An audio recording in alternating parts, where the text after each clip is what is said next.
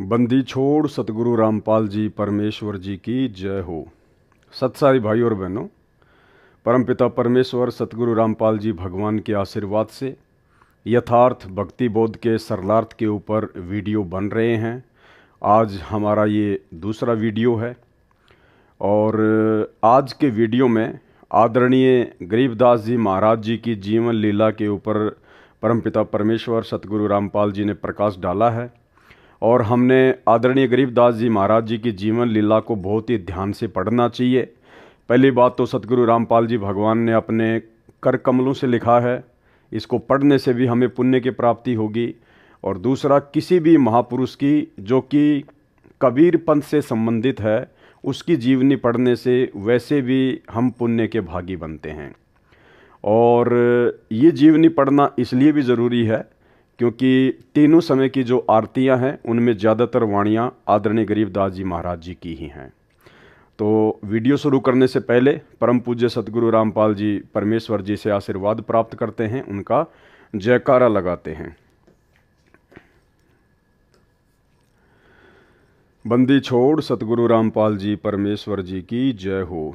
परमपिता परमात्मा सारी सृष्टि के रचनहार, कुल मालिक, असंख्य ब्रह्मांडों के स्वामी, जगत गुरु, तीनों लोकों में प्रवेश करके सबका धारण पोषण करने वाले राजाधिराज, आत्माधार, नाथों के नाथ, देवों के देव महादेव, सर्वेश्वर महेश्वर, मृत्युंजय, अजरो अमर, आदि अनादि सनातनी प्रभु, जगत पिता जगदीश्वर, श्री श्री 1008 की उपाधि के वास्तविक अधिकारी, अकाल मूरत सौद स्वरूपी राम वासुदेव, सर्वगतम ब्रह्म, परम पूज्य, प्रथम पूज्य, परम संत, परम पुरुष, परम धनी, परम दयालु, सत्य कबीर, हक्का कबीर, अल्लाहु अकबर, बाखबर, अल्लाह ताला, जगत के तारणहार, जगत के मुक्तिदाता, जगत के जगन्नाथ, हारे के सहारे, हिंदुओं के राम, मुसलमानों के अल्लाह, सिखों के वाहिगुरु, ईसाइयों के मसीह, दया के सागर दयानिधि, करुणा के सागर करुणानिधि, स्वयंभू परिभू, संकट मोचन, कष्ट हरण, मंगल करण, दुख भंजन, अविगत कबीर,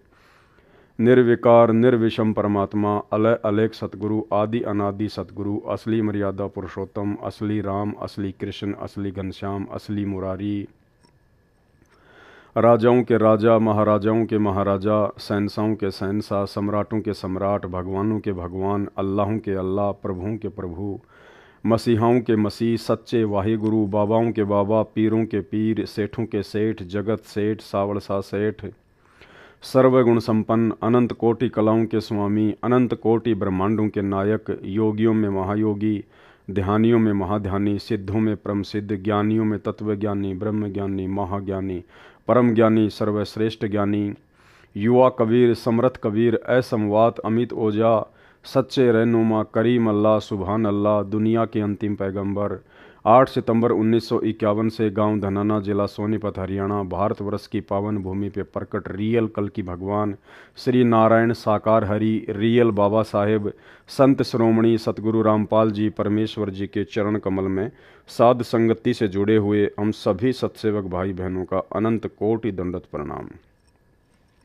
तो भूमिका में सतगुरु रामपाल जी परमेश्वर जी ने 2 शब्द के अंतर्गत आदरणीय गरीबदास जी महाराज जी की जीवन लीला शुरू की है, जो कि 8 पेज की है। तो परमेश्वर हमें क्या समझा रहे हैं? भक्ति बोध की वाणी का सरलार्थ करने से पूर्व कुछ आवश्यक जानकारी करते हैं। भक्ति बोध में अधिक वाणी संत गरीबदास जी महाराज जी की हैं।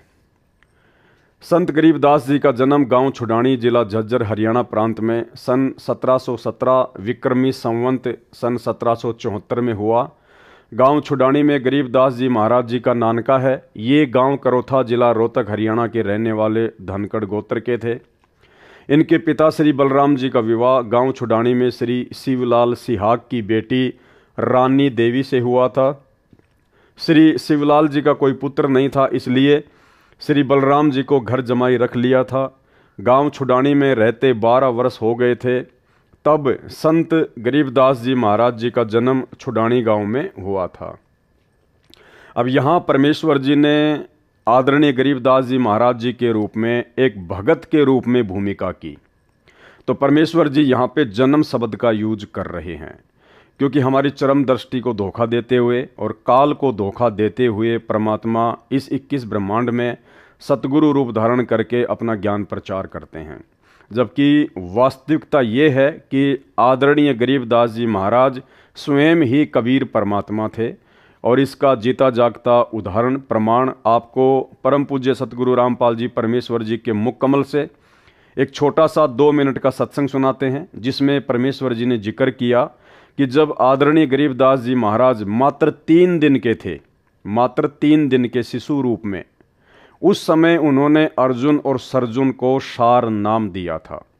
तो भाई और बहनों, यदि ये एक भगत होते, आम जन होते, तो 3 दिन की उम्र में कैसे अर्जुन और सर्जुन को, जो कि उन्होंने 650 साल पहले जब ये कबीर दास नाम से काशी में प्रकट हुए थे, तो उन्होंने वचन दिया था अर्जुन और सर्जुन को कि आज से 200-250 वर्ष के बाद में मैं गांव छुड़ानी में आऊँगा, उस समय तुम्हें सारनाम देकर तुम्हारा उद्धार करूँगा।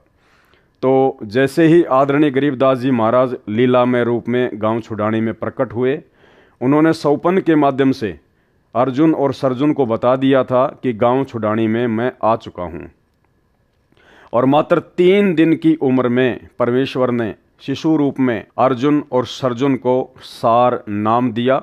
आप स्वयं सुनिए सतगुरु रामपाल जी परमेश्वर जी के मुख कमल से। और ये सारी बातें भाई और बहनों आपको इसलिए बताई जा रही हैं क्योंकि आगे जब हम यथार्थ भक्ति बोध के सरलार्थ को पढ़ेंगे तो हमने आदरणीय गरीबदास जी महाराज जी को परमेश्वर जी के रूप में ही लेकर चलना पड़ेगा, तभी हमें सतगुरु रामपाल जी परमेश्वर जी का वर्तमान वाला लीलामय जीवन समझ में आएगा। आपका गुरु किस है महाराज कि आपके घर में, मेरे घर में अवकाल जो बच्चा पैदा हुआ है 3 दिन का हो रहा है, परसों जो पैदा हुआ, और गुरु कहाँ, वो गुरु से हमारा ने बोला जी आप यहाँ पौड़ी में बैठो, मैं लड़के ने यहीं ले आऊंगा, आप चला भी नहीं जा सकता, हाथ जोड़ के न बोलो जोलम हो जाएगा, एक सजाते ही पारे सारा ना लाइयो गड़ जाएंगे कत आम चालेंगे। तो बोला जी चालन जोगे तो कोई ना, चाहे मर जाए आराम है, जाएंगे उसके बारे में आगे उड़ा माथा टेकेंगे। एक ने 2 या वो पकड़े, 2 या वो पकड़ा, उन लच ले गए बेचारे, नो किता किता पाटक दे, नो टूटे टूटे से गोडे जाके उस जहां माता रानी नाम था महाराज जी की माता जी का, जहां माता रानी और बच्चा महाराज बंदी छोड़ लेटे हुए थे, उस कमरे में जाकर और छोड़ दिए। इन्हें बोले तुम बाहर जाओ, और बाकी बाहर नो कान ला के सुने के बात हो रही है। महाराज रानी सुआदी नींद थे और वो नो देखे नो खिड़कियां में देखें के बतलाव से बंदी छोड़ 3-7 दिन के बच्चे नो बोले अर्जुन सर्जुन, और वो लंबे पड़े मुंदे रोवे नो बोला जचगी था रहे गुरु के प्रति विक्षेप नहीं आकर, अगर जी बस भोग लिया हमने जितना भोगना था, बंदी छोड़ पापी जीव से बख्श दो। नो बोला आज के बाद परण कर लो, कभी भी गुरु के प्रति विक्षेप नहीं लाना, गुरु मानस कर जानते हुए नरकइये अंध, महादुखी संसार में अग यम के पल। नो बोला बैठे हो, महाराज की शक्ति तो वो एकदम नो बैठे हो। नो बोला नाम लो, उपदेश दिया, और भजन करो, भजन किया और जाओ मुक्त हो जाओगे।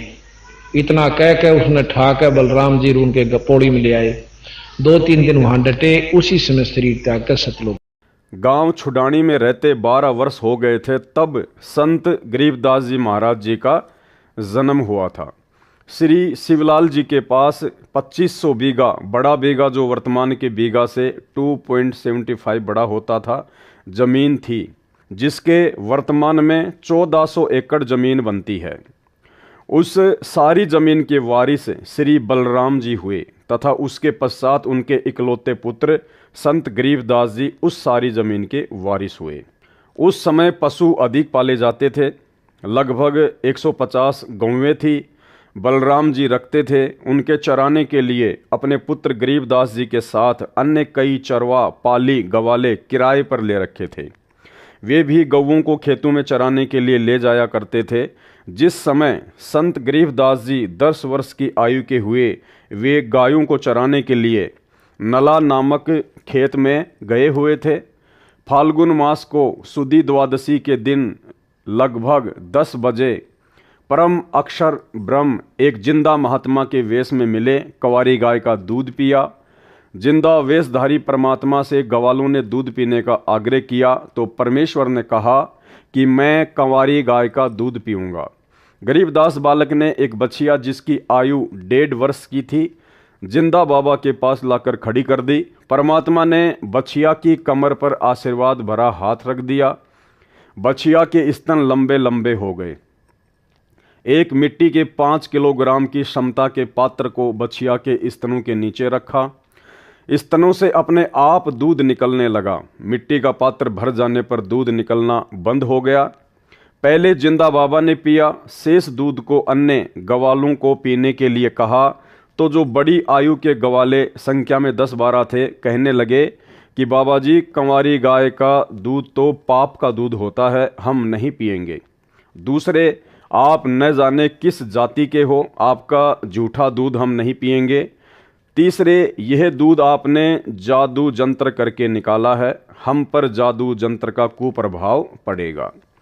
भाई और बहनों, परमात्मा कहते हैं सकल पदार्थ है जगमाही और भाग बिना नर पावत नाही। तो इन आत्माओं के भाग्य में वो परमेश्वर जी का जिसको वो झूठा दूध समझ रहे थे वो अमृत दूध इनके भाग्य में नहीं था। यह कहकर जिस जांडी के वृक्ष के नीचे बैठे थे वहां से चले गए। दूर जाकर किसी पेड़ के नीचे बैठ गए। तब बालक गरीबदास जी ने कहा कि हे बाबा जी, आपका झूठा दूध तो अमृत है, मुझे दीजिए। कुछ दूध बालक गरीबदास जी ने पिया। परमेश्वर जिंदा वेशधारी ने संत गरीबदास जी को ज्ञान उपदेश दिया, तत्व ज्ञान बताया। संत गरीबदास जी के अधिक आग्रह करने पर परमेश्वर ने उनकी आत्मा को शरीर से अलग किया और ऊपर के रूहानी मंडलों की सैर कराई। एक ब्रह्मांड में बने सर्व लोकों को दिखाया। श्री ब्रह्मा जी, श्री विष्णु तथा शिव जी से मिलाया। उसके पश्चात ब्रह्मलोक तथा श्री देवी दुर्गा का लोक दिखाया। फिर 10वें द्वार ब्रह्मरंध्र को पार करके ब्रह्मकाल के 21 ब्रह्मांडों के अंतिम छोर पर बने 11वें द्वार को पार करके अक्षर पुरुष के 7 शंख ब्रह्मांड वाले लोक में प्रवेश किया। संत गरीबदास जी को सर्व ब्रह्मांड दिखाए, अक्षर पुरुष से मिलाया। पहले उसके 2 हाथ थे, परंतु परमेश्वर के निकट जाते ही अक्षर पुरुष ने 10,000 हाथों का विस्तार कर लिया, जैसे मोर पक्षी अपने पंख को फैला लेता है। अक्षर पुरुष को जब संकट का अंदेशा होता है तब ऐसा करता है, अपनी शक्ति का प्रदर्शन करता है। क्या कह रहे हैं परमात्मा?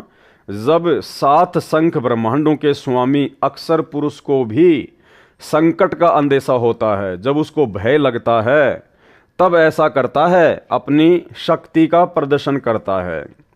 यानी 21 ब्रह्मांड का स्वामी है काल ज्योति निरंजन और 7 शंख ब्रह्मांड का स्वामी है अक्षर पुरुष। यानी अक्षर पुरुष के 7 शंख ब्रह्मांडों के आगे, उसकी शक्ति के आगे ये काल ज्योति निरंजन तो कुछ भी नहीं है। और उसके 10,000 हाथ हैं, जबकि काल के मात्र 1,000 हाथ हैं और अक्षर पुरुष के 10,000 हाथ हैं। और परमेश्वर कह रहे हैं जब अक्षर पुरुष को भी किसी संकट का अंदेशा होता है तो वो अपनी शक्ति का प्रदर्शन करता है। तो भाई और बहनों, इससे एक बात साफ होती है जो परमेश्वर बताते हैं कि कबीर परमेश्वर सतगुरु रामपाल जी के अलावा इस सृष्टि में कोई भी व्यक्ति, कोई भी प्राणी निर्भय नहीं है। सबको भय व्याप्त है, क्योंकि सब जीव हैं, सब आत्मा हैं। तप करके, भक्ति करके सब ने बड़े बड़े जो है वो पद प्राप्त अवश्य कर रखे हैं, लेकिन है सब के सब जीव श्रेणी में। केवल एक ही शक्ति है पूरी सृष्टि में जो निर्विकार है, निर्भय है। निर्विकार निर्भय तू ही और सकल भयमान, और सब पर तेरी साहिबी, तुझ पर साहिब नाय। केवल सतगुरु रामपाल जी परमेश्वर जी, अर्थात वर्तमान में रियल कबीर सतगुरु रामपाल जी के अलावा कोई भी निर्भय नहीं है। अक्षर पुरुष को जब संकट का अंदेशा होता है तब ऐसा करता है, अपनी शक्ति का प्रदर्शन करता है, क्योंकि अक्षर पुरुष अधिक से अधिक 10,000 हाथ ही दिखा सकता है। इसके 10,000 हाथ हैं। क्षर पुरुष यानी काल के 1,000 हाथ हैं, जो गीता अध्याय 10 व 11 में अपना 1,000 हाथों वाला विराट रूप दिखाया। गीता अध्याय 11 श्लोक 46 में अर्जुन ने कहा कि हे सहस्त्र बाहु, अर्थात 1,000 भुजाओं वाले, अपने चतुर्भुज रूप में आइए। संत गरीबदास जी को अक्षर पुरुष के सात संग ब्रह्मांडों के भेद बता व आंखों दिखाकर परमेश्वर जिंदा बाबा 12वें द्वार के सामने ले गया, जो अक्षर पुरुष के लोक की सीमा पर बना है, जहां से भंवर गुफा में प्रवेश किया जाता है। जिंदा वेशधारी परमेश्वर कबीर जी ने संत गरीबदास जी को बताया कि जो 10वां द्वार ब्रह्मरंध्र है वह मैंने सतनाम के जाप से खोला था। जो 11वां द्वार है वह मैंने तत् तथा सत जो सांकेतिक मंत्र है उससे खोला था। अन्य किसी भी मंत्र से उन द्वारों पर लगे ताले नहीं खुलते। अब यह 12वां द्वार है, यह मैं सत शब्द अर्थात सार नाम से खोलूंगा। इसके अतिरिक्त किसी नाम के जाप से यह नहीं खुल सकता। तब परमात्मा ने मन ही मन में सार नाम का जाप किया। ये केवल परमेश्वर जी ने मात्र आप और हमें बताने के लिए कि सतलोक में प्रवेश करने के लिए सार नाम की कमाई अति आवश्यक है, और सार नाम की कमाई से ही 12वां द्वार खुल सकता है, जहाँ से हम सतलोक में प्रवेश करते हैं। और किसी भी नकली नाम से, नकली मंत्र से 12वां द्वार, 10वां द्वार या 11वां द्वार नहीं खुलता है। तब परमात्मा ने मन ही मन में सार नाम का जाप किया, 12वां द्वार खुल गया और परमेश्वर जिंदा रूप में तथा संत गरीबदास जी की आत्मा भंवर गुफा में प्रवेश कर गए। फिर सतलोक में प्रवेश करके उस श्वेत गुम्बज के सामने खड़े हो गए, जिसके मध्य में सिंहासन, उर्दू में तख्त कहते हैं, उसके ऊपर तेजो में श्वेत नर रूप में परम अक्षर ब्रह्म जी विराजमान थे, जिनके एक रोम अर्थात शरीर के बाल से इतना प्रकाश निकल रहा था जो करोड़ सूर्यों तथा इतने ही चांदों से मिले जुले प्रकाश से भी अधिक था। इससे अंदाजा लग जाता है कि उस परम अक्षर ब्रह्म सत्य पुरुष जी के संपूर्ण शरीर की कितनी रोशनी होगी। सतलोक स्वयं भी हीरे की तरह प्रकाशमान है। उस प्रकाश को जो परमेश्वर जी के पवित्र शरीर से तथा उसके अमर लोक से निकल रहा है, केवल आत्मा की आंखों से अर्थात दिव्य दृष्टि से ही देखा जा सकता है, चरम दृष्टि से नहीं देखा जा सकता। फिर जिंदा बाबा अपने साथ बालक गरीबदास जी को लेकर उस सिंहासन के निकट गए तथा वहां रखे चवर को उठाकर तख्त पर बैठे परमात्मा के ऊपर डुराने चलाने लगे। बालक गरीबदास जी ने विचार किया कि यह है परमात्मा और यह बाबा तो परमात्मा का नौकर है, सेवक है, जो मुझे अपने साथ नीचे से ऊपर लेके आया है। उसी समय तेजो में शरीर वाला प्रभु सिंहासन त्याग कर खड़ा हो गया, जिसको गरीबदास जी परमात्मा समझ रहे थे, जो सिंहासन पर बैठा हुआ था तेजोमय रूप में, वो सिंहासन से खड़ा हो गया और जिंदा बाबा के हाथ से चवर ले लिया और जिंदा बाबा को सिंहासन पर बैठने का संकेत किया। जिंदा वेशधारी प्रभु असंख्य ब्रह्मांडों के मालिक के रूप में सिंहासन पर बैठ गए। पहले वाला प्रभु जिंदा बाबा पर चवर करने लगा। संत गरीबदास जी विचार कर ही रहे थे कि इनमें परमेश्वर कौन है। इतने में तेजों में शरीर वाला प्रभु जिंदा बाबा वाले शरीर में समा गए, दोनों मिलकर एक हो गए। भाई और बहनों, ये जो भ्रमणा है गुरु और परमात्मा को अलग अलग मानने की, ये आदरणीय गरीबदास जी महाराज जी की इस जीवनी से आप और हमारे दिलो दिमाग से हट जानी चाहिए, मिट जानी चाहिए। परमेश्वर का काम परमेश्वर ही कर सकते हैं। परमात्मा का काम सतलोक से आके कोई आम प्राणी, कोई आम जीव नहीं कर सकता। परमात्मा कहते हैं जिसका काम उसी को साजे और करे तो मूर्ख बाजे। आज से पहले परमेश्वर ने हमें जितने भी उदाहरण दिए हैं, चाहे वो आदरणीय धर्मदास जी का जीवन हो, गरीबदास जी का हो, मलुकदास जी का हो, दादू जी का हो, नानक जी का हो, सबकी जीवन लीला में एक घटना बिल्कुल कॉमन रही है। क्या? वो कबीर परमात्मा स्वयं ही सतलोक से एक जिंदा महात्मा का रूप बनाकर, एक संत का रूप बनाकर या सतगुरु का रूप धारण करके नीचे आकर ज्ञान देता है, अच्छी आत्माओं को मिलता है। आदरणीय धर्मदास जी को भी परमात्मा ने यही कहा कि भाई मैं तो परमात्मा का भेजा हुआ नौकर हूँ, मैं तो परमात्मा का भेजा हुआ दास हूँ, आप लोगों को समझाने के लिए आया हूँ। ये नहीं कहा कि मैं खुद ही कबीर परमात्मा हूँ, मैं खुद ही सत्य पुरुष हूँ। यही लीला आदरणीय गरीबदास जी महाराज जी के साथ हुई, जिंदा महात्मा के रूप में आदरणीय गरीबदास जी महाराज जी को मिले। यही लीला उन्होंने दादू जी के साथ में की और नानक जी को भी बेई नदी पर जिंदा महात्मा के रूप में ही मिले और परमेश्वर का दास बताया, परमेश्वर का प्रतिनिधि बताया, नौकर बताया।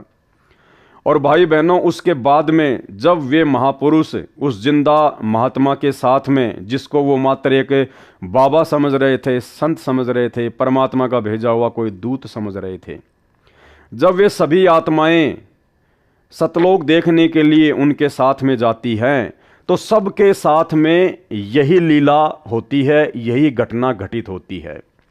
वहां जाते ही उन सब आत्माओं की चौंध टूट जाती है, उनका भ्रम निवारण हो जाता है। जब वे नीचे से ऊपर जाते हैं जिंदा बाबा के साथ में, और जब वे सतलोक में प्रवेश करते हैं, सिंहासन के पास जाते हैं, तो पहले से ही उनको परमेश्वर अपने किसी अन्य रूप में सिंहासन पर तेजोमय रूप में, नूरी रूप में बैठे हुए मिलते हैं। और जब वो आत्मा उनको देखती है, उनके नूर को, क्योंकि सतलोक में जाते ही ऑटोमेटिक हमारे को परमेश्वर जी के आशीर्वाद से दिव्य दृष्टि प्राप्त हो जाती है। हम इस चरम दृष्टि से उस परमेश्वर को नहीं देख सकते, इसलिए सतलोक में जाते ही परमात्मा हमें दिव्य दृष्टि दे देते हैं। तो गरीबदास जी ने देखा कि भगवान तो ये है, परमात्मा तो ये है जो सिंहासन पर बैठा हुआ है, और इनके शरीर में इतना तेज, 1 करोड़ सूरज और 1 करोड़ चांदों की रोशनी यदि इनके एक बाल से तुलना की जाए तो परमेश्वर के बाल की चमक, नूर, आभा उन 1 करोड़ सूर्य और 1 करोड़ चंद्रमाओं के प्रकाश से भी ज्यादा है, और शीतल, मन को आनंद देने वाली। तो उन सभी भक्तों ने ये सोचा, सभी आत्माओं ने यही सोचा कि परमात्मा तो ये है, और ये जो जिंदा बाबा है ना, जो मेरे साथ आया है, जो मुझे अपने साथ में लेकर आया है, ये तो इसका कोई नौकर है यहाँ का। और फिर वो देखते हैं कि नीचे से जो जिंदा बाबा मुझे लेकर आया है, वो एक चवर उठाता है और पहले से सिंहासन पर बैठे हुए नूरी शरीर वाले परमात्मा के ऊपर चवर करने लगता है। तो उन आत्माओं को दृढ़ विश्वास हो जाता है कि भाई वास्तव में परमात्मा तो यही है जो सिंहासन पर बैठा हुआ है, और जो नीचे से मुझे लेके आया है ये तो इनका नौकर है, इनका सेवक है जिंदा बाबा तो। लेकिन कुछ ही समय बाद में वो क्या देखते हैं कि सिंहासन पर जो बैठा हुआ था नूरी शरीर वाला परमात्मा, वो खड़ा होता है और जिंदा बाबा के हाथ से चवर ले लेता है और जिंदा बाबा से प्रार्थना करता है, हाथ जोड़कर उनको संकेत करता है कि आप सिंहासन पर बैठिए। और वो जिंदा बाबा सिंहासन पर बैठ जाता है, असंख्य ब्रह्मांडों के स्वामी के तख्त पर, सिंहासन पर, गद्दी पर। और वो तेजों में नूरी शरीर वाला परमात्मा जिंदा बाबा के ऊपर चवर करने लगता है। उसके बाद वो आत्मा भ्रम में पड़ जाती है जो नीचे से जाती है कि भाई परमात्मा पहले वाला था या परमात्मा ये है। जब वो आत्मा ये सोच ही रही होती है, उसी समय वो तेजों में शरीर जो जिंदा बाबा पे चवर कर रहा होता है, वो जिंदा बाबा के अंदर समा जाता है और अकेले वो जिंदा बाबा ही असंख्य ब्रह्मांडों के स्वामी के सिंहासन पर विराजमान रहते हैं। उसके बाद उस आत्मा का भ्रम निवारण हो जाता है कि नीचे जो जिंदा बाबा मुझे मिले थे, जो मुझे नीचे से ऊपर लेके आए हैं, ये तो स्वयं ही परमात्मा है, असंख्य ब्रह्मांडों के स्वामी है। ये कोई 2 रूप नहीं है, ये किसी का नौकर नहीं है। भाई बहनों, यही घटना आदरणीय धर्मदास जी के साथ में घटी, यही घटना आदरणीय गरीबदास जी के साथ में घटी, यही घटना आदरणीय दादू जी के साथ में घटी, यही घटना आदरणीय मलुकदास जी और गीसा संत जी के साथ में घटी, और यही घटना आदरणीय नानक जी के साथ में घटी। और भाइयों और बहनों, इस घटना के माध्यम से परमात्मा आप और हमें समझाना चाहते हैं, क्योंकि ये सारी की सारी लीला, ये गरीबदास जी को निमित्त बनाना, गरीबदास जी के माध्यम से ये सदग्रंथ साहिब लिखवाना, ये प्रमाण देना, ये सारी की सारी बातें भाइयों और बहनों केवल आप और हम बिचली पीढ़ी वाले मंद बुद्धि भक्तों को ये यकीन दिलाने के लिए परमात्मा ने घटित की, ताकि अब हम इन सभी प्रमाणों को देखकर, इन लीलाओं को देखकर, इन घटनाओं को देखकर हम सहज में और आसानी से बिना किसी अपने गुरुदेव भगवान को परेशानी दिए समझ जाएं कि हमारे गुरुदेव भगवान स्वयं कबीर परमात्मा हैं। ये स्वयं असंख्य ब्रह्मांडों के स्वामी हैं, कबीर देव हैं, जो अनेक रूप धारण करके अनेक ब्रह्मांडों में अपनी लीला करते रहते हैं, जो तीनों लोकों में प्रवेश करके सबका धारण पोषण करते रहते हैं। यही परमात्मा यहाँ पर आज हमारे सतगुरुदेव जी के रूप में आए हुए हैं और यही परमात्मा अपने एक तेजोमय रूप में, नूरी रूप में, सतलोक में बैठकर असंख्य ब्रह्मांडों का संचालन कर रहे हैं। हमारी ये चौंध तोड़ने के लिए परमात्मा इस प्रकार की लीलाएं करते हैं, ताकि हमें, जब हम इस बिचली पीढ़ी में मोक्ष के प्राइम टाइम में पहुंच जाएं, तो उस समय हम आसानी से अपने गुरुदेव भगवान को, जो कि संत रूप में आए हुए हैं, सतगुरु रूप में आए हुए हैं, साहिब से सतगुरु भय, सतगुरु से भय संत, और धर धर वेख विशाल अंग, ये खेल आदि और अंत, हम केवल इन्हीं को अपना परमात्मा मान लें और अन्य में परमात्मा देखना बंद कर दें। इस कागज़ की फ़ोटो को, जो कि कबीर जी की मानी जाती है, इस काल्पनिक कागज़ की फ़ोटो को हम परमात्मा मानकर पूजना बंद कर दें और पूरा प्रेम, पूरी लगन, पूरा समर्पण, पूरा भाव, पूरी श्रद्धा केवल अपने गुरुदेव भगवान के प्रति ही समर्पित कर दें और इसी जन्म में अपना आत्म कल्याण करवा लें। केवल इसलिए परमेश्वर ने ये इतने सारे हमारे को उदाहरण दिए हैं। जिंदा बाबा के शरीर का तेज उतना ही हो गया जितना तेजों में पूर्व में सिंहासन पर बैठे सत्य पुरुष जी का था। कुछ ही क्षणों में परमेश्वर बोले, हे गरीबदास, मैं असंख्य ब्रह्मांडों का स्वामी हूँ। मैंने ही सर्व ब्रह्मांडों की रचना की है। सर्व आत्माओं को वचन से मैंने ही रचा है। 5 तत्व तथा सर्व पदार्थ भी मैंने ही रचे हैं। क्षर पुरुष अर्थात ब्रह्म तथा अक्षर पुरुष व उनके लोकों को मैंने ही उत्पन्न किया है। इनको इनके तप के बदले में सर्व ब्रह्मांडों का राज्य मैंने ही प्रदान किया है। मैं 120 वर्ष तक पृथ्वी पर कबीर नाम से जुलाहे की भूमिका करके आया हूँ। भारत देश के काशी नगर बनारस में नीरू नीमा नाम के पति पत्नी थे। वे मुसलमान जुलाहा थे। वे निसंतान थे। ज्येष्ठ सुधी पूर्णमासी की सुबह ब्रह्म मुहूर्त में लहर तारा नामक सरोवर में काशी के बाहर जंगल में मैं नवजात शिशु का रूप धारण करके कमल के फूल पर लेटा था। मैं अपने इसी स्थान से गति करके गया था। नीरू जुलाहा तथा उसकी पत्नी प्रतिदिन उसी तालाब पर स्नानार्थ जाया करते थे, नहाने के लिए जाया करते थे। उस दिन मुझे बालक रूप में प्राप्त करके अत्यंत खुश हुए, मुझे अपने घर ले गए। मैंने 25 दिन तक कुछ भी आहार नहीं किया था। तब शिवजी एक साधु के वेश में उनके घर गए। वह सब मेरी प्रेरणा से ही थी। शिव से मैंने कहा था कि मैं कंवारी गाय का दूध पीता हूँ। तब नीरू एक बछिया लाया। शिव को मैंने शक्ति प्रदान की। उन्होंने बछिया की कमर पर अपना आशीर्वाद भरा हाथ रखा। कंवारी गाय ने दूध दिया, तब मैंने दूध पिया था। मैं प्रत्येक युग में ऐसी ही लीला करता हूँ। मैं प्रत्येक युग में ऐसी ही लीला करता हूँ। अब भाइयों और बहनों, मन में कोई शंका नहीं होनी चाहिए। ये बात सुनकर जो यहाँ लिखी हुई है, परमेश्वर कह रहे हैं कि मैं प्रत्येक युग में ऐसी ही लीला करता हूँ। जब मैं शिशु रूप में प्रकट होता हूँ तो मैं कंवारी बछिया का ही दूध पीता हूँ। एक निसंतान दंपत्ति मुझे घर लेकर आ जाती है, मेरा पालन पोषण करती है। तो आपके मन में ये शंका नहीं होनी चाहिए कि भाई पवन दास तो सतगुरु रामपाल जी परमेश्वर जी को परमात्मा बताता है, अल्लाह बताता है, स्वयं कबीर बताता है, तो सतगुरु रामपाल जी की परवरिश तो कंवारी बच्चियों से नहीं हुई। भाइयों और बहनों, यहाँ समझना ये है कि ऐसी लीला केवल परमात्मा प्रत्येक युग में एक बार ही करते हैं। जैसे सतयुग में परमात्मा ना जाने कितनी बार आए, कितनी बार सतलोक गए, लेकिन पूरे सतयुग में केवल परमेश्वर ने शिशु वाली जो लीला थी, कंवारी गाय से जो दूध पीने वाली लीला थी, वो केवल एक बार ही की। उसके बाद में द्वापर में परमेश्वर आए मुनिंदर ऋषि के रूप में। उसके बाद में जब त्रेता युग में परमात्मा फिर आए मुनिंदर ऋषि के रूप में, तो परमेश्वर ने केवल एक बार ही वो लीला की थी कुंवारी गाय से दूध पीने की।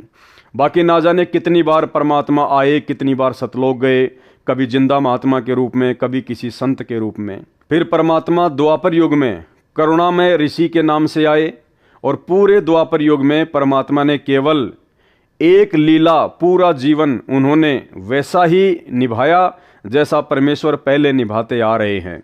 एक निसंतान दंपत्ति उनको उठाकर ले आती है और कंवारी गाय के दूध से फिर परमात्मा की परवरिश होती है। उसके बाद जब कलयुग स्टार्ट हुआ, जब कलयुग का प्रथम चरण शुरू हुआ, तो सन 1398 में फिर परमात्मा ने वही लीला की। एक पूरा जीवन 120 वर्ष तक परमेश्वर ने उसी प्रकार से जिया और शिशु रूप में परमात्मा प्रकट हुए। नीरू और नीमा उनको तालाब से उठाकर ले आए और उसके बाद में कंवारी गाय के दूध से ही परमात्मा की परवरिश हुई। तो ये शंका नहीं होनी चाहिए कि फिर आज सतगुरु रामपाल जी परमेश्वर जी ने कुंवारी गाय का दूध क्यों नहीं पिया। भाई और बहनों, ये केवल प्रत्येक युग में परमात्मा एक एक बार ही ऐसी लीला करता है और इस कलयुग में परमात्मा 650 साल पहले वो लीला कर चुके हैं। उसके बाद तो परमात्मा आदरणीय गरीबदास जी महाराज जी के रूप में आए। तो क्या गरीबदास जी के रूप में जब परमात्मा आए तो क्या उन्होंने किसी कंवारी गाय का दूध पिया था? नहीं पिया। ये परमेश्वर समर्थ है, ये कुछ भी कर सकता है, ये बिना खाए बिना पिए स्वयं भी रह सकता है, पूरी सृष्टि को भी रख सकता है। तो ऐसी लीला परमेश्वर केवल प्रत्येक युग में एक बार ही करते हैं। और वो क्यों करते हैं? क्योंकि वेदों में परमात्मा ने अपनी महिमा लिखी है, अपनी पहचान बताई है, ताकि आसानी से साधक परमेश्वर को पहचान लें कि हाँ, भगवान ऐसी ही लीला किया करता है। जब भगवान धरती पर शिशु रूप में प्रकट होता है तो परमात्मा कुंवारी गाय से ही अपनी परवरिश करवाता है, उसी का दूध पीता है। और ये जो लीला है जो वेदों में लिखी हुई है, ये कबीर परमात्मा के अलावा अन्य जितने भी अवतार हैं, कोई भी महापुरुष है, किसी के जीवन में आपको देखने को नहीं मिलेगी। इसलिए ऐसी लीला केवल परमात्मा प्रत्येक युग में इसलिए करता है क्योंकि वेदों में उस परमेश्वर की ऐसी लीला को पढ़कर और यथार्थ में उनके जीवन से ऐसा देखकर, ऐसे उदाहरण प्राप्त करके हम आसानी से पहचान कर लें कि हाँ, कबीर जी ही सच्चे परमात्मा हैं, सच्चे परमेश्वर हैं। इसके अलावा परमात्मा ना जाने कब कितने रूप में आ जाते हैं, कैसी कैसी लीला करते हैं, जब चाहे जहां वो प्रकट हो जाते हैं, उनकी गति को कोई नहीं जान सकता। इसलिए वर्तमान में कोई भी भाई बहन अपने परम पूज्य परमेश्वर सतगुरु रामपाल जी के प्रति मन में शंका ना करे कि भाई सतगुरु रामपाल जी परमेश्वर जी ने कब कुंवारी गाय का दूध पिया था। ये परमेश्वर हैं। जिस प्रकार जैसी लीला आदरणीय गरीबदास जी महाराज जी ने की, सेम टू सेम लीला सतगुरु रामपाल जी परमेश्वर जी ने की है। आगे आपको गरीबदास जी महाराज जी की जीवनी से और अच्छे से समझाया जाएगा। इसलिए दास बार बार कह रहा है कि आदरणीय गरीबदास जी महाराज जी के जीवन को समझना हम भक्तों के लिए बहुत ज़्यादा आवश्यक है, क्योंकि गरीबदास जी महाराज जी की जीवन लीला को समझे बिना हम सतगुरु रामपाल जी परमेश्वर जी की जीवन लीला को नहीं समझ पाएंगे। जब मैं शिशु रूप में प्रकट होता हूं तब कंवारी गायों से मेरी परवरिश की लीला हुआ करती है। हे गरीबदास, चारों वेद मेरी महिमा का गुणगान करते हैं। वेद मेरा भेद है, मैं ना वेदन के माही, जौन वेद से मैं मिलूं वह वेद जानते नाही। ऋग्वेद मंडल 9 सूक्त 1 मंत्र 9 में लिखा है कि जब परमेश्वर शिशु रूप में पृथ्वी पर प्रकट होते हैं तो उनकी परवरिश की लीला कंवारी गायों द्वारा होती है।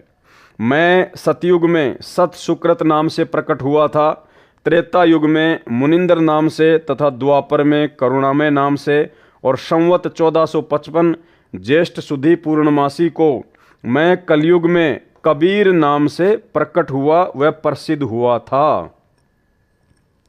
ये सब प्रसंग सुनकर संत गरीबदास जी ने कहा कि परवरदिगार, यह ज्ञान मुझे कैसे याद रहेगा।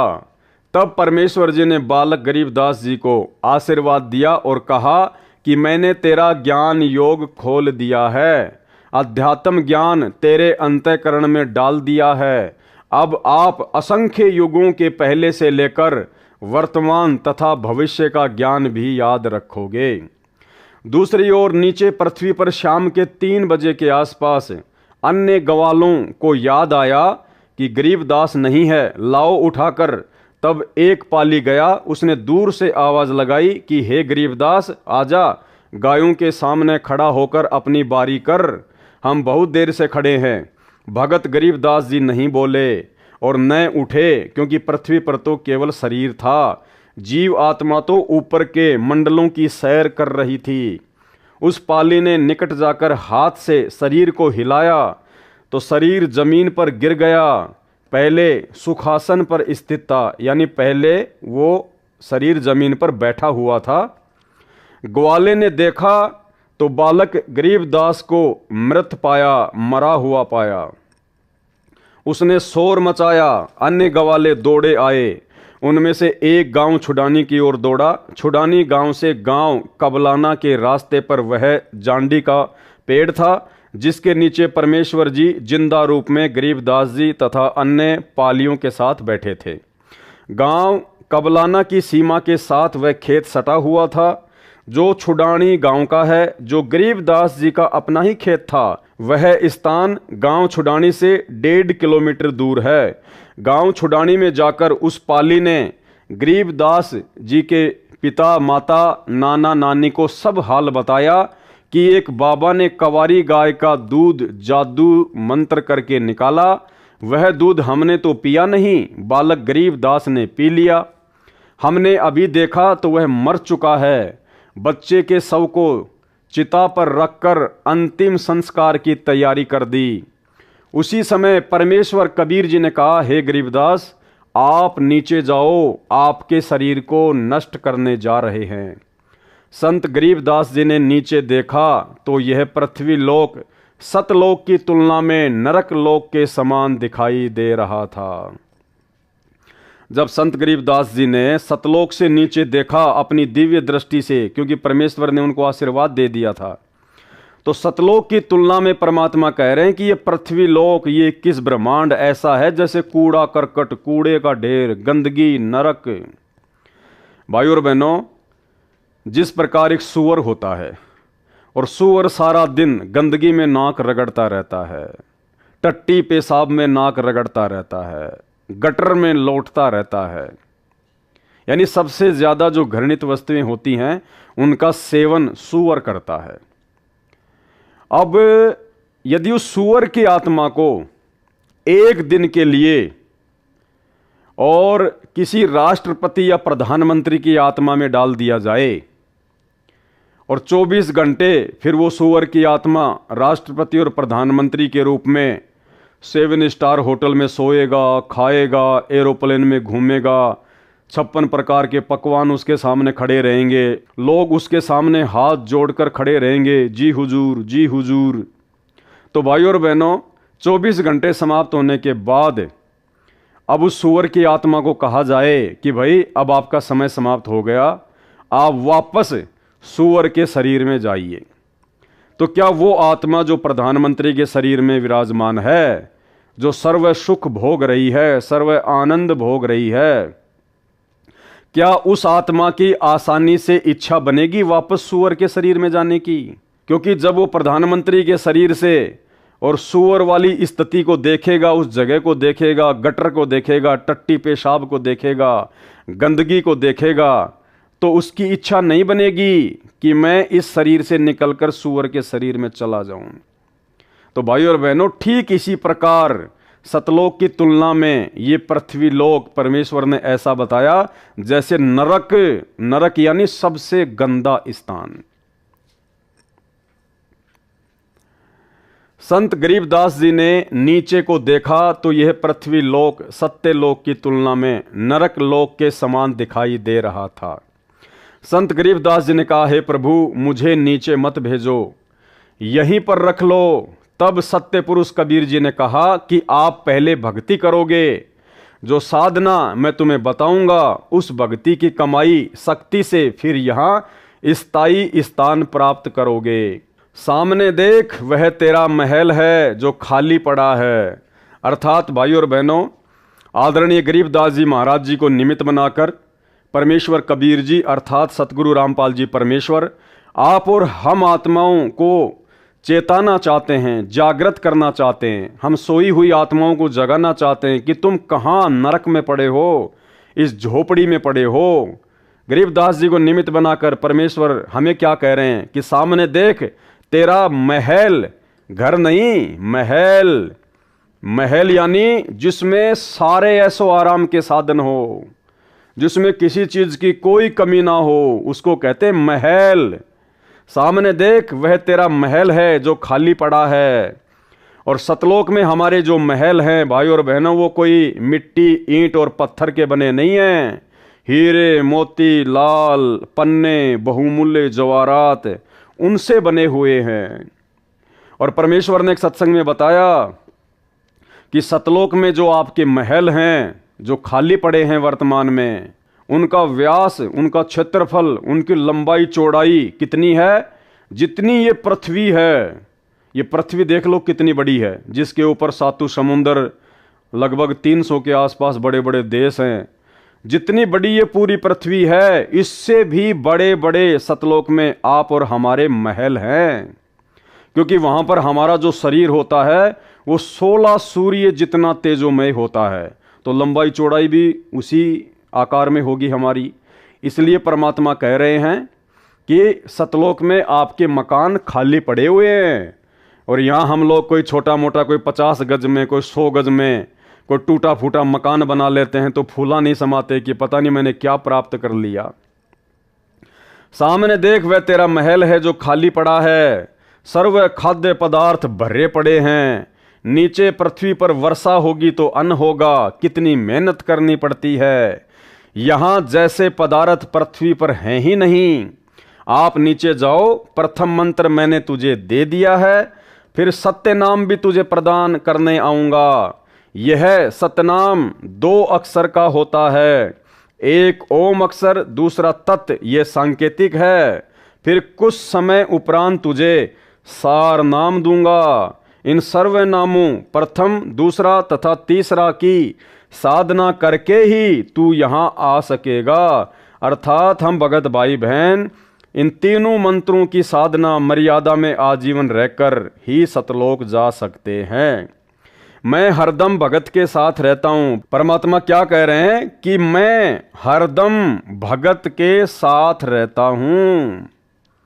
यानी भाई और बहनों, यदि हम मर्यादा में हैं और अपने गुरु को परमात्मा मान चुके हैं, परमेश्वर मान चुके हैं, और गुरु को परमात्मा मानने का सबसे पहला जो मापदंड है वो यही है कि अपने गुरु जी के अलावा आपने किसी और में परमात्मा को देखना बंद करना होगा। आपने अपने गुरु भगवान के अलावा किसी और को दंडवत करना बंद करना होगा। अपने गुरुदेव भगवान के प्रकट दिवस के अलावा आपने किसी और का कबीर प्रकट दिवस मनाना बंद करना होगा। ये पहला मापदंड है अपने गुरु को परमात्मा मानने का। और जब हम अपने गुरु को परमात्मा मान लेंगे, उसके बाद क्या कह रहे हैं परमात्मा? मैं हरदम भगत के साथ रहता हूं, तू चिंता मत करना, अब आप शीघ्र जाइए। इतना कहकर परम अक्षर पुरुष जी ने संत गरीबदास जी के जीव को शरीर में प्रवेश कर दिया। कुल परिवार के लोग चिता में अग्नि लगाने ही वाले थे। उसी समय बच्चे के शरीर में हलचल हुई। शव को रस्से से बांधकर ले जाते हैं। वह रस्सा भी अपने आप टूट गया। संत गरीबदास जी उठकर बैठ गए, चिता से नीचे उतरकर खड़े हो गए। उपस्थित गांव के व परिवार के व्यक्तियों की खुशी का ठिकाना नहीं रहा। बालक गरीबदास ऊपर को आंखें करके परमात्मा को देख रहा था, तथा जो अमृत ज्ञान परमेश्वर जी ने उनके अंतःकरण में डाला था, वह अमृतवाणी दोहों व चौपाइयों तथा शब्दों के रूप में बोलने लगा। गांव वालों को उस अमृतवाणी का ज्ञान नहीं था, इसलिए उन्होंने सोचा कि बच्चे को बाबा ने फटकार मार दी, जिस कारण से बड़बड़ा रहा है, कुछ का कुछ बोल रहा है। परंतु परमात्मा का सौ सौ शुक्र मना रहे थे कि लड़की का लड़का जीवित हो गया। पागल है तो भी लड़की रानी देवी अपना दिल रोक कर खुश रहेगी। यह समझकर महापुरुष गरीबदास जी को पागल गांव की भाषा में बावलिया कहने लगे।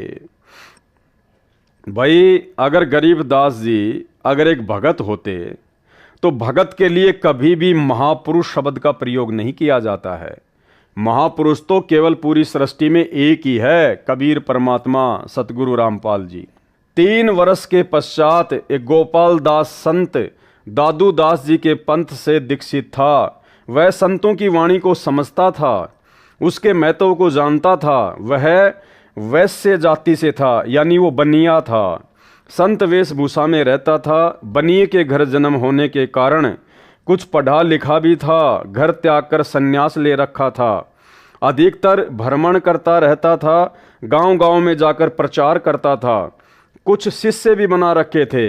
उसका एक बैरागी गांव छुड़ानी का भी शिष्य था, वह उसके घर रुका हुआ था। उस शिष्य ने संत गोपाल दास जी से कहा कि हे गुरुदेव, हमारे गांव के चौधरी का दोहता यानी लड़की का लड़का किसी साधु की फटकार से पागल हो गया है। वह तो मर गया था, चिता पर रख दिया था। लड़की रानी की किस्मत से बच्चा जीवित हो गया, परंतु पागल हो गया। सब जगह झाड़ फूक करने वालों से भी इलाज करा लिया। अन्य दवाई पागलपन दूर करने की भी बहुत खिला ली, लेकिन कोई राहत नहीं मिली। उस शिष्य ने वह सर्व घटना भी बताई जो कवारी गाय का दूध निकलवाकर बच्चे गरीब दास जी को पिलाने की घटित हुई थी। फिर उसने कहा कि कहते हैं संत की विद्या को संत ही काट सकता है, कुछ कृपा करो गुरुदेव। संत गोपाल दास जी ने कहा कि बुलाओ उस लड़के को।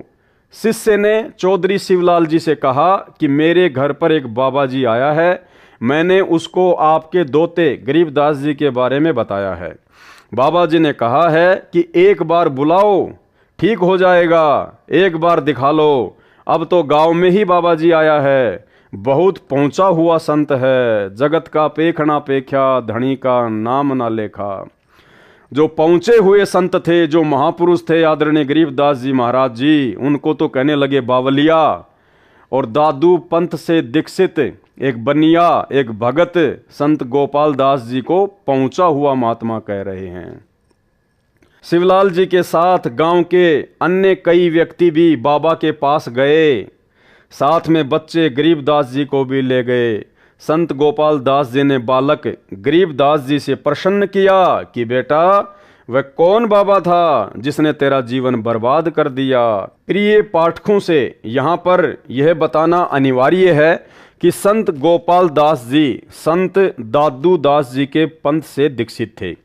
संत दादू जी को भी संत गरीबदास जी की तरह 7 वर्ष की आयु में बाबा जिंदा के वेश में परमेश्वर कबीर जी मिले थे। दादू जी संत को भी परमेश्वर शरीर से निकालकर सत्यलोक लेकर गए थे।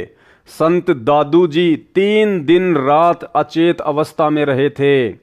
तीसरे दिन वापस सचेत हुए तो कहा था कि मैं परमेश्वर कबीर जी के साथ अमर लोक गया था। वह आलम बड़ा कबीर है, वह सबको रचने वाला है, सर्व सृष्टि का रचनहार है। कहा कि जिन मौकों निज नाम दिया सो ही सतगुरु हमार, दादू दूसरा कोई नहीं कबीर सिरजनहार।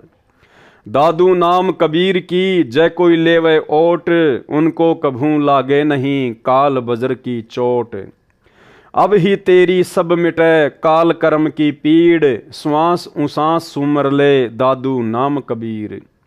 केहरी नाम कबीर का विषम काल गजराज, दादू भजन प्रताप से भाग्य सुनत आवाज। इस प्रकार दादू जी के ग्रंथ में वाणी लिखी है। गोपाल दास इस बात को जानता था कि दादू जी को बूढ़ा बाबा के रूप में परमात्मा मिला था।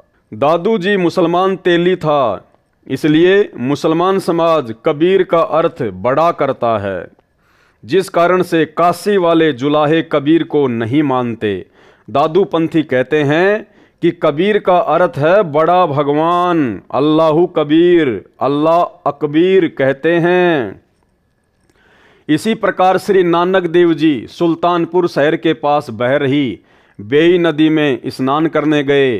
परमात्मा जिंदा बाबा के रूप में उस समय मिले थे। उनको भी 3 दिन तक अपने साथ रखा था। सचखंड यानी सतलोक लेकर गए थे, फिर वापस छोड़ा था। एक अब्राहिम सुल्तान अधम नाम का बलक बुखारे शहर का राजा था, इराक देश का रहने वाला था।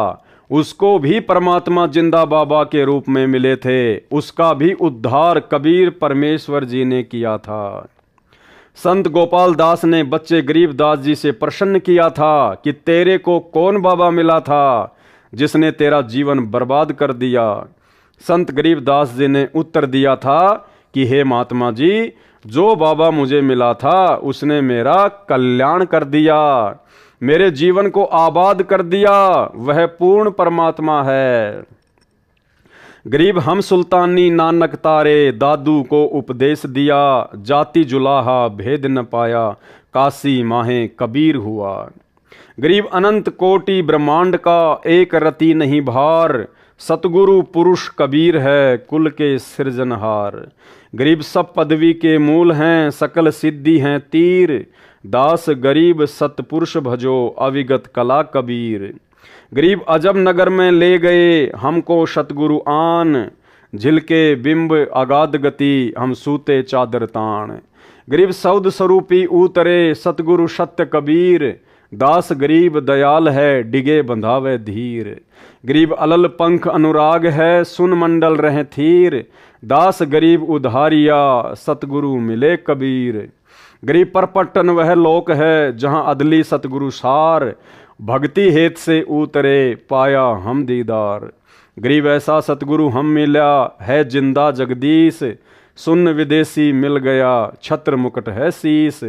गरीब जमजोरा जांसे डरे धर्मराय धर धीर, ऐसा सतगुरु एक है अदली असल कबीर। गरीब माया का रस पिय कर हो गए डामाडोल, ऐसा सतगुरु हम मिला ज्ञान योग दिया खोल। गरीब जमजोरा जांसे डरे मिटे कर्म के लेख, अदली असल कबीर हैं कुल के सतगुरु एक। संत गरीबदास जी को कौन मिला था? बाबा जी को उसका परिचय दिया, जो ऊपर लिखी वाणी से स्पष्ट होता है कि जिस परमेश्वर कबीर जी ने हम सबको संत गरीबदास, संत दादूदास, संत नानक देव तथा राजा अब्राहिम सुल्तानी आदि आदि को पार किया, वह भारतवर्ष के काशी शहर में कबीर जुलाहा नाम से प्रसिद्ध हुआ। वह अनंत कोटि ब्रह्मांडों का सर्जनहार है, वह मुझे मिला था। यह उपरोक्त वाणी बोलकर संत गरीबदास 13 वर्षीय बच्चा चल पड़े। संत गोपाल दास जी समझ गए कि वह कोई सामान्य बच्चा नहीं है, यह तो परमात्मा से मिला है, ऐसी अमृतवाणी बोल रहा है, इस वाणी को लिखना चाहिए। यह विचार करके बालक गरीबदास के पीछे पीछे चल पड़ा और कहने लगा, हे गांव वालों, ये बालक पागल नहीं है, तुम पागल हो। ये क्या बोल रहा है, तुम समझ नहीं सके। मुझे पता चला है यह बच्चा तो अवतार है प्रभु का, इसको तो जिंदा बाबा के रूप में स्वयं भगवान मिले थे। इसी प्रकार हमारे पूज्य दादू साहिब जी को भी मिले थे। दादू जी की सब वाणी लिखी नहीं गई थी, अब इस बच्चे से सारी वाणी लिखवाऊंगा, मैं खुद लिखूंगा। ये वाणी कलयुग में अनेकों जीवों का कल्याण करेगी। संत गोपाल दास जी के बार बार आग्रह करने पर संत गरीबदास जी ने कहा, गोपाल दास जी यदि पूरी वाणी लिखे तो मैं लिखवाऊं, कहीं बीच में छोड़े तो नहीं लिखाऊंगा। संत गोपाल दास जी ने कहा, महाराज जी मैं तो घर से निकल चुका हूं परमार्थ और कल्याण कराने के लिए, मेरी 62 वर्ष की आयु हो चुकी है, मुझे इससे अच्छा कोई कार्य नहीं है, आप कृपा करें। तब संत गरीबदास जी तथा संत गोपाल दास जी बेरी के बाग में एक जांडी के नीचे बैठकर वाणी को लिखवाने लगे। वह बेरी का बाग संत गरीबदास जी का अपना ही था। उस समय छुडानी गांव के आसपास रेतीला क्षेत्र था, जैसे राजस्थान में है। वहां पर जांडी के वृक्ष अधिक होते थे, उनकी छाया का ही प्रयोग अधिक किया जाता था। इस प्रकार संत गरीबदास जी ने परमात्मा से प्राप्त तत्व ज्ञान आंखों देखा हाल वाणी रूप में बोला तथा संत गोपाल दास जी ने लिखा। लगभग 6 महीनों तक यह कार्य किया, यानी आदरणीय सदग्रंथ साहिब को लिखने में लगभग 6 महीने का समय लगा संत गोपाल दास जी को। फिर जब जब किसी से वार्ता होती तो संत गरीबदास जी वाणी बोला करते थे, तो अन्य व्यक्ति भी लिख लिया करते थे, जिसको एक ग्रंथ रूप में हाथ से लिखा गया था। संत गरीबदास जी के समय से ही उस ग्रंथ का पाठ करना प्रारंभ हो गया था। उसको कुछ वर्षों पूर्व टाइप कराया गया था। उसी अमृतवाणी सागर अमृत से कुछ वाणी निकालकर भक्ति बोध पुस्तक में लिखी हैं।